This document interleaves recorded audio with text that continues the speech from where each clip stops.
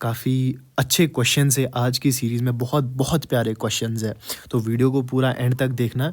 And दोस्तों, आज आप सब लोगों से एक रिक्वेस्ट है कि आप जो है अपना पेन एंड पेपर साथ रखिए दोस्तों, बिकॉज़ पेन एंड पेपर अगर आप रखते हैं तो उससे आपको पता चलेगा कि आपको नोट्स किस तरीके से प्रिपेयर करने पड़ेंगे। बिकॉज़ ये जितने भी क्वेश्चंस मैं पढ़ा रहा हूँ आपको दोस्तों, ये सारे के सारे बहुत इंपॉर्टेंट क्वेश्चंस है, ठीक है। एंड अगर आप अपना पेन एंड पेपर लेके बैठते हैं तो आपको बहुत ज़्यादा फ़ायदा होने वाला है। क्यों होने वाला? बिकॉज़ आप कमेंट कर पाएंगे अपना स्कोर, ठीक है। ये जो 25 क्वेश्चंस है इनमें से आपका स्कोर क्या आया वो आप जो है कमेंट सेक्शन में बताओगे। एंड दोस्तों, इस सारे जो ये जितने भी क्वेश्चंस है दोस्तों, इसकी आपको जो है आंसर की जो है वो आपको टेलीग्राम में मिल जाएगी, लिंक आपको डिस्क्रिप्शन में मिल जाएगा, ठीक है।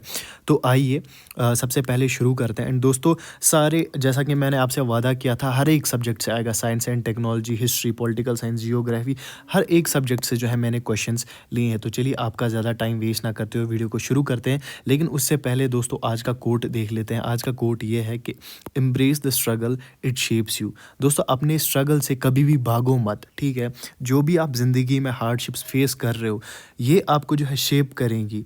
मे बी आप जिस चीज़ के लिए चेज़ कर रहे हो वो आपको ना मिले, लेकिन ज़िंदगी के हर मरहले पे वो आपको काम आने वाले हैं दूसरे एस्पेक्ट्स में।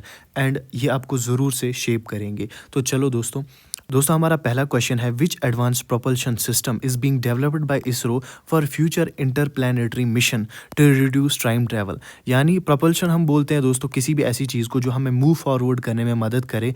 यानी अगर हम फ्यूचर में अर्थ से मून पे जाए और उसका जो है टाइम ट्रैवल रिड्यूस करने के लिए कौन सा जो है इसरो ने डेवलप किया है इंटरप्लैनेटरी मिशन। उस मिशन का क्या नाम है दोस्तों? आयन प्रोपल्शन, जिसमें आयन पार्टिकल्स का यूज़ किया जाता है मूव फॉरवर्ड करने के लिए, और जिसमें जो है रिड्यूस टाइम होता है। बहुत इंपॉर्टेंट क्वेश्चन है। आइए दोस्तों आगे बढ़ते हैं। What is the significance of India's quantum की डिस्ट्रीब्यूशन? जो हम क्यू के डी जो है ना दोस्तों, उसकी क्या सिग्निफिकेंस है बाय DRDO इन 2024? उसकी क्या सिग्निफिकेंस है? क्या उसकी फास्टर इंटरनेट कनेक्टिविटी है, secure communication using quantum cryptography है, या डेवलपमेंट ऑफ क्वांटम कंप्यूटिंग है? दोस्तों, इसका करेक्ट आंसर है कि सिक्योर कम्युनिकेशन होती है यूजिंग क्वांटम क्रिप्टोग्राफी। बहुत इंपॉर्टेंट क्वेश्चन है दोस्तों।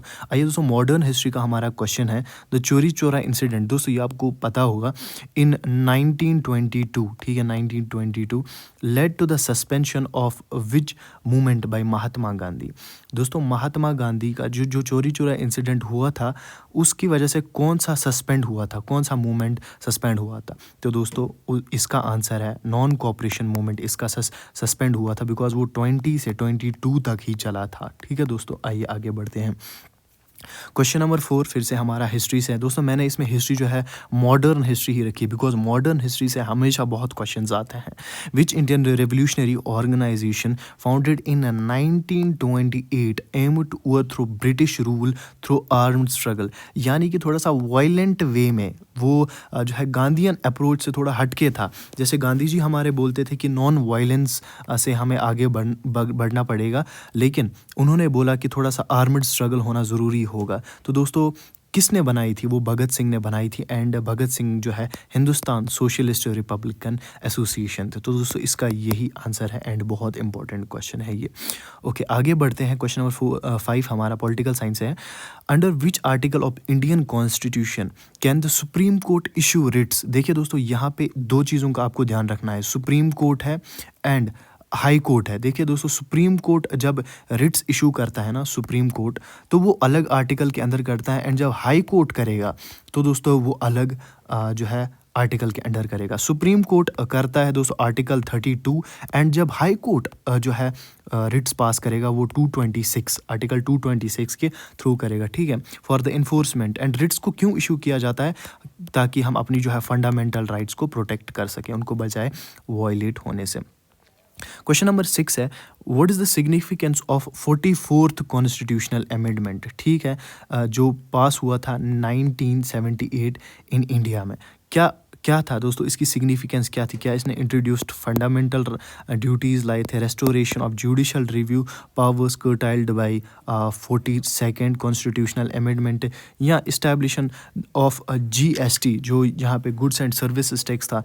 एंड दोस्तों यहाँ पे मैं आपको बताता चलूँ, जो ये जीएसटी था, जीएसटी आया हमारे दोस्तों 101 कॉन्स्टिट्यूशनल अमेंडमेंट से 2019 में। If I am not wrong 2019 में आया था, लेकिन आई एम श्योर अबाउट कि 101 कॉन्स्टिट्यूशनल अमेंडमेंट के द्वारा ये आया था। तो दोस्तों इसमें क्या हुआ था, इसमें रेस्टोरेशन हुई थी दोस्तों जुडिशल रिव्यू पावर्स की जो कर्टाइल हुए थे 42nd कॉन्स्टिट्यूशनल अमेंडमेंट के द्वारा।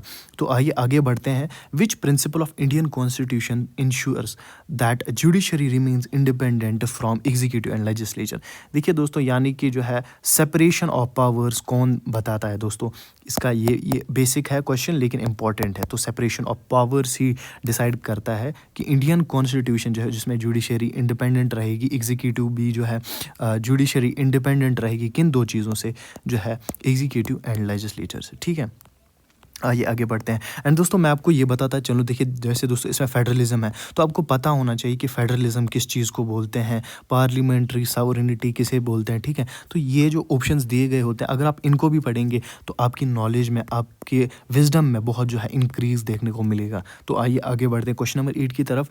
What is the constitutional significance of basic structure doctrine. जो दोस्तों बेसिक स्ट्रक्चर डॉक्ट्रीन है, अगर आपने ये नहीं पढ़ा है तो मैं आपको बता देता हूँ कि ये क्या है। देखिए दोस्तों, पार्लियामेंट के पास पावर्स होती है कि वो हमारे फंडामेंटल राइट्स को जो है वो पूरे कॉन्स्टिट्यूशन को अमेंड कर सकते हैं सबसे पहले तो। एंड जो है पार्लियामेंट के पास ये भी पावर्स होती है कि वो हमारे कॉन्स्टिट्यूशन के जो फंडामेंटल राइट्स हैं ना दोस्तों, उनको भी जो है अमेंड कर सकते हैं। लेकिन दोस्तों इसमें ऐसा है कि वो बेसिक स्ट्रक्चर को नहीं कर सकते हैं। कुछ फंडामेंटल राइट्स ऐसे हैं जिनको वो बिल्कुल भी नहीं छेड़ सकता है।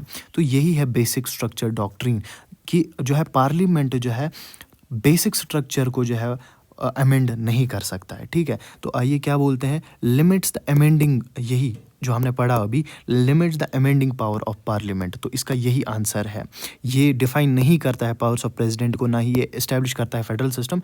बेसिक स्ट्रक्चर डॉक्ट्रिन यही बोलता है कि आप जो है पार्लियामेंट जो है वो जो है सब कुछ अमेंड कर सकता है, लेकिन वो बेसिक स्ट्रक्चर ऑफ कॉन्स्टिट्यूशन उसको जो है अमेंड नहीं कर सकता है।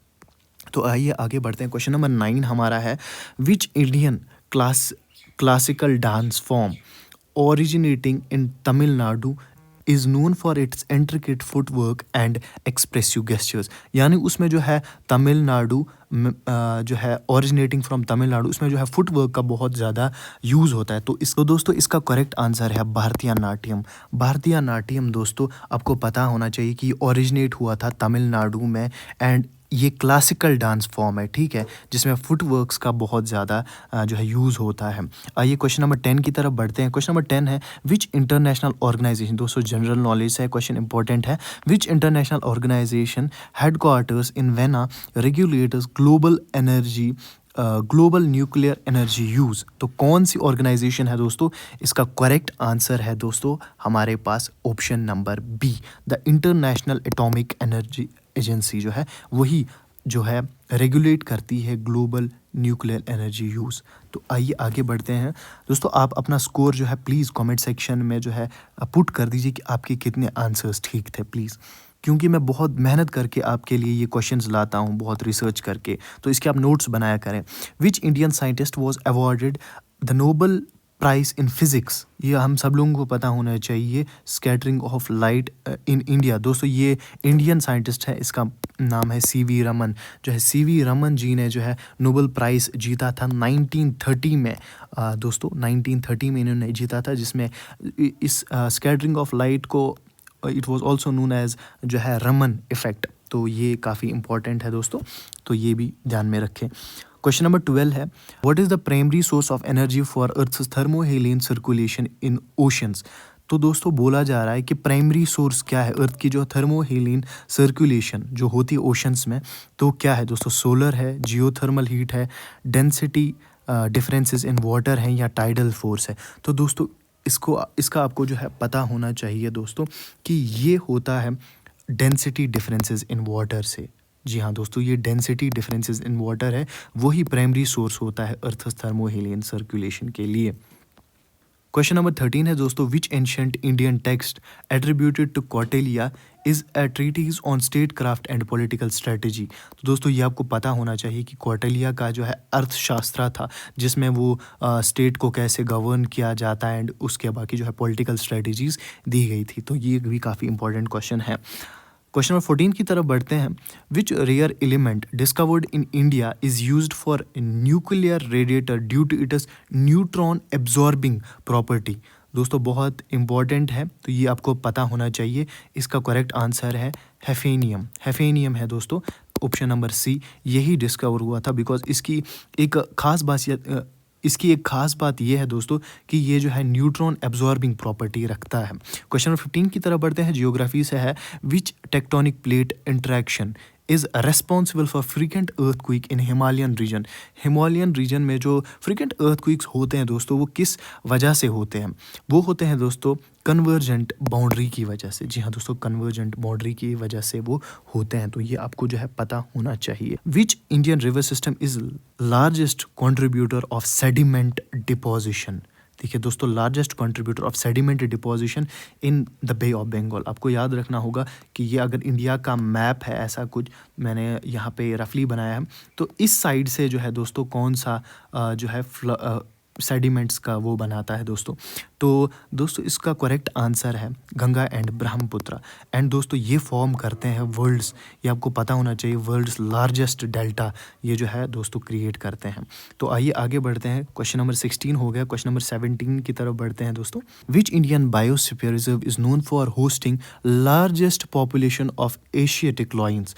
तो दोस्तों एशियाटिक लॉयंस देखिए आपको पता होना चाहिए ये एंडेंजर्ड स्पेशीज़ है, ठीक है। एंड कौन सा बायोस्फीयर रिजर्व इनको जो है होस्ट करता है? तो दोस्तों इसका जो है करेक्ट आंसर है उसका दोस्तों गिर।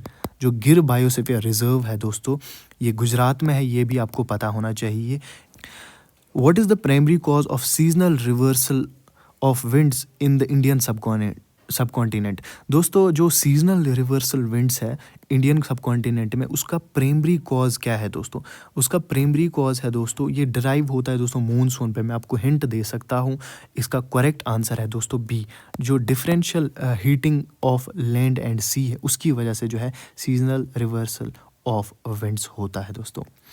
क्वेश्चन नंबर 19 क्वेश्चन नंबर 19 आपके लिए है दोस्तों, ये क्वांटिटेटिव एप्टीट्यूड में है। आंसर की आपको जो है उसमें मिल जाएगी, तो ये आप जो है निकाल लेना। एंड अगर आप अभी निकालोगे दोस्तों इसको, तो कमेंट सेक्शन में ज़रूर बताना इसका आंसर क्या है।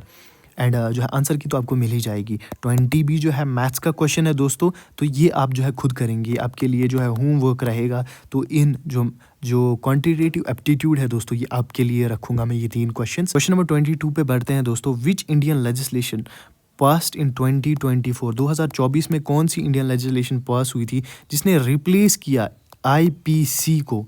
बताओ दोस्तों। इसका करेक्ट आंसर है भारतीय न्याय संहिता। तो दोस्तों ये इसका करेक्ट आंसर है। Which country launch the global alliance for hunger and poverty G20 summit में 2025 में हंगर एंड पोवर्टी का जो है किसने सबमिट किया था, किसने लॉन्च किया था? तो उसका करेक्ट आंसर है ब्राज़ील ने किया था। बाकी ये पैसेज है दोस्तों, ये आप पढ़ लेना, काफ़ी इंपॉर्टेंट पैसेज है आपके लिए। तो इन 2 क्वेश्चंस का भी जो है आप आंसर दे देना कमेंट सेक्शन में। So guys this was all for today. कल एक नया वीडियो आएगा, तो मेक श्योर करें कि आप इस सीरीज़ को कंटिन्यू देखें, बिकॉज इसमें आपको बहुत इंपॉर्टेंट क्वेश्चंस मिलने वाले हैं JK SSB के पॉइंट ऑफ व्यू से, ठीक है दोस्तों। तो चलिए मिलते हैं आपसे कल। Thank you so much for watching.